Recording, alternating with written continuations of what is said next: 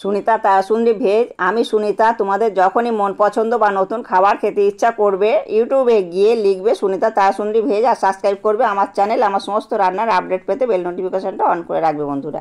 এই দেখো বন্ধুরা, আমি এখানে কড়া বসিয়ে দিয়েছি। এর মধ্যে কিন্তু আমি ফোড়ন দিয়ে দেবো। তো এখানে কালো জিরে আছে, শুকনো লঙ্কা, আর লবঙ্গ, দারচিনি, এলাচ। তো এইগুলো ভালো করে একটু নেড়ে চেড়ে নেবো।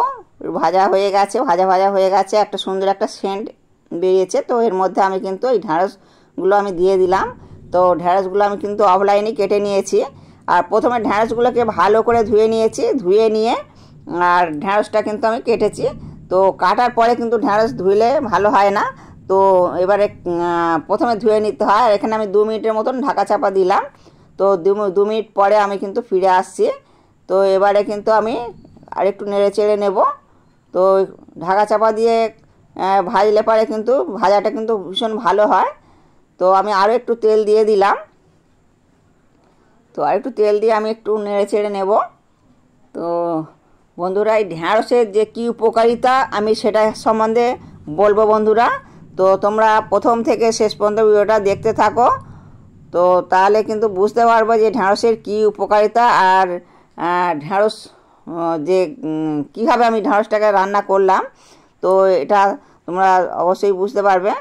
তো এবারে দেখো ঢ্যাঁড়সটা কিন্তু অনেকটাই ভাজা হয়ে গেছে। তো এবারে কিন্তু আমি ঢ্যাঁড়সটা উঠিয়ে নিচ্ছি।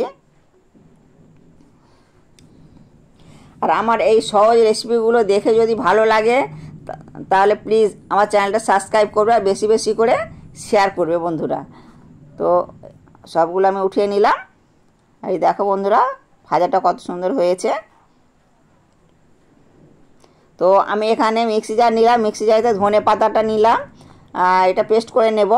আর 2টো টমেটো আমি কেটে নিয়েছি, তবে দানাগুলো ফেলে আমি এগুলো নিয়েছি, কেননা দানা থাকলে প্রেশার বা কোলেস্ট্রল বাড়িয়ে দেয়। 4টে কাঁচা লঙ্কা নিলাম আর 3 টুকরো আদা নিলাম। তো 1 চামচ কালো সর্ষে নিলাম। তো কালো সর্ষে নিয়েছি আর 1 চামচ জিরে নিয়েছি। তো কালো সর্ষেটা দেওয়ার জন্য বন্ধুরা এখানে আমি একটু লবণ দিয়ে দিলাম। লবণটা দিলে তিতো ভাবটা থাকবে না। আর অল্প একটু জল দিয়ে দিলাম। জলটা দিয়ে আমি একটু ঢাকা চাপা দিয়ে দেবো। দিয়ে এবার পেস্ট করে নিয়ে এসেছি, এই দেখো। আর পেস্ট করা হয়ে গেছে আমার। তো এটা আমি ঢেলে রেখে দিলাম। তো মিক্সচারটা ধুয়েও আর একটু ঢেলে নিয়েছি। তো এখানে দেখো একটু তেল দিয়ে আর একটা তেজপাতা দিলাম আর জিরে দিলাম। তো এবারে আমি একটু হিং দিয়ে দিলাম। তো হিং কিন্তু আমি ওই যেটা পাউডার মতন ওইটাই ব্যবহার করি, কিন্তু ওটা ছিল না, তার জন্য আমি এই যে একটা শক্ত ঢেলা মতন থাকে ওইটাকেই ব্যবহার করছি। তো যেহেতু আমার কাছে ওটা নেই এখন, তো এটা আমি একটু তেলের মধ্যে নাড়িয়ে নিলে এটা কিন্তু গলে যাবে। তো যেটা বেশ পাউডার মতন ওটাই খুব ভালো হয়। তো বাধ্য হয়ে এটা নিলাম।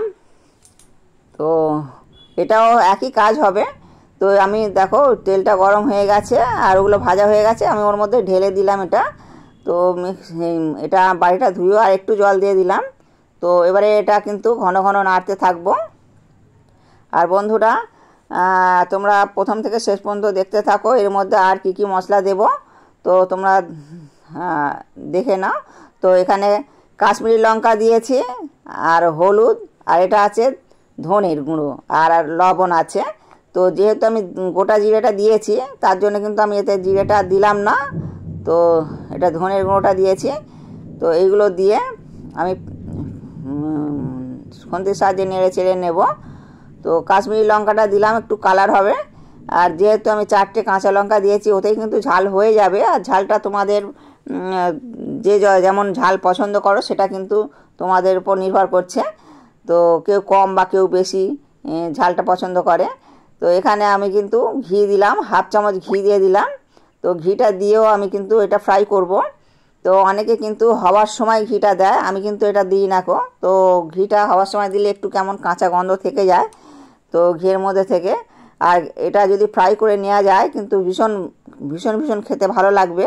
তো তোমরা বন্ধুরা এইভাবে দিয়ে একবার হলো ট্রাই করে দেখবে। তো দেখবে ভীষণ খেতে ভালো লাগে। আর আমার এই ঢ্যাঁড়সের রেসিপিটা তোমরা একবার হলেও ট্রাই করবে। তো এরকম যদি ঢ্যাঁড়সের রেসিপি করা যায় তাহলে কিন্তু যারা ঢ্যাঁড়স খায় না তারাও কিন্তু চেয়ে চেয়ে খাবে, আর এক থালা ভাত অনায়াসে উঠে যাবে। তো এইরকমভাবে যদি ঢ্যাঁড়সের রেসিপি করা যায়।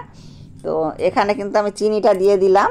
তো চিনিটা দিলে একটু ব্যালেন্স হবে, আর যেহেতু ঢ্যাঁড়স আর টমেটো আছে, ঝাল ঝাল মিষ্টি মিষ্টি টক টক, ভীষণ খেতে ভালো লাগবে। তো এটা আমি এবার একটু ভালো করে ফ্রাই করে নিচ্ছি। তো এটা ফ্রাই করতে করতে যখন দেখা যাবে যে তেলটা ছেড়ে আসছে, তখন জানতে হবে বন্ধুরা এটা কিন্তু আমার মশলাটার ঠিকঠাকভাবে ফ্রাই করা হয়ে গেছে। তো আমি কিন্তু এর মধ্যে যে জলটা অ্যাড করব এটা কিন্তু গরম জল দেব, আর এতে কিন্তু বেশি জল লাগবে না, খুব জোরে 1 কাপের মতন জল লাগবে। যেহেতু আমি ঢ্যাঁড়সটা একটু চাপা দিয়ে দিয়ে ভেজেছি, বেশ ভালো রকমই কিন্তু ওটা ভাজা হয়ে গেছে আর নরম হয়ে গেছে।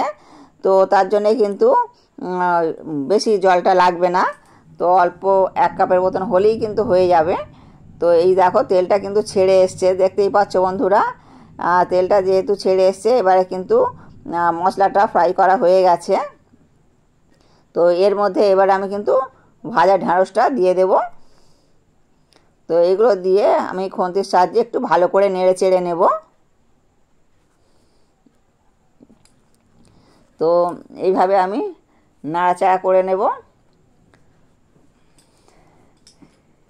আর ঢ্যাঁড়সও রয়েছে অনেক ঔষধি গুণ, এর মধ্যে রয়েছে আঁশ, ভিটামিন এ, সি, অ্যান্টিঅক্সিডেন্ট, ব্রণ দূর করতে সাহায্য করে, অ্যাজমার আক্রমণ থেকে রক্ষা করতে ঢ্যাঁড়স বেশ উপকারী।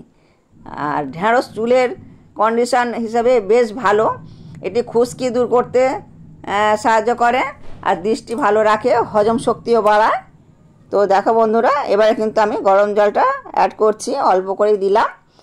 আর এবারে আমি প্রথমে কিন্তু এটা হাই ফ্লেমে দিয়ে ভালো করে ফুটিয়ে নেব। ফুটিয়ে নেওয়ার পর এটা কিন্তু ঢাকা চাপা দেওয়ার পর আমি এটা লো ফ্লেমেই করে দেব, তাহলে কিন্তু ধীরে ধীরে সুন্দরভাবে এটা সিদ্ধ হয়ে যাবে। তো এটা আর একটু নেড়ে চেড়ে নেব, উল্টে পাল্টে নেড়ে চেড়ে নেব। এবারে কিন্তু এটা আমি কিন্তু 2 মিনিটের মতন ঢাকা চাপা দেবো। তো 2 মিনিট হলেই মোটামুটি এটা সিদ্ধ হয়ে যাবে। তো 2 মিনিট পরে আমি কিন্তু ফিরে আসছি বন্ধুরা। 2 মিনিট হয়ে গেছে। এবার ঢাকা খুলে আমি দেখব কতটা সিদ্ধ হয়েছে। তো তোমাদেরকে আমি দেখিয়ে দিচ্ছি, দেখো আমি খুন্তির সাহায্যে তুলে আমি তোমাদেরকে দেখাচ্ছি। দেখো কতটা সুন্দরভাবে সিদ্ধ হয়ে গেছে, দেখলেই বুঝতে পারছো যে কতটা নরম আর কতটা সুন্দরভাবে সিদ্ধ হয়েছে। তো এটা কিন্তু ভাত রুটির সঙ্গে ভীষণ খেতে ভালো লাগবে। তো এইরকম যদি ঢ্যাঁড়সের তরকারি হয় কিন্তু 1 থালা ভাত অনায়াসেই উঠে যাবে। তো আর কোনো কিছুই লাগবে না বন্ধুরা, ভীষণ সুন্দর খেতে লাগে। তো আমি এবারে উঠিয়ে নিচ্ছি।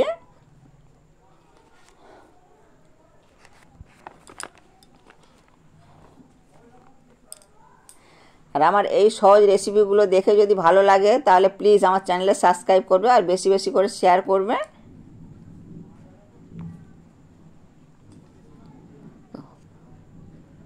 আর প্রত্যেকটা ঢ্যাঁড়স কিন্তু গোটা আছে, কোনোটাই কিন্তু ভাঙেনি। আর বন্ধুরা ভালো থাকবে, সুস্থ থাকবে, সাবধানে থাকবে। আর ভিডিওটা আমি এখানেই শেষ করছি। আবার নতুন একটা রেসিপি নিয়ে চলে আসবো, তোমরা সঙ্গে থাকবে বন্ধুরা।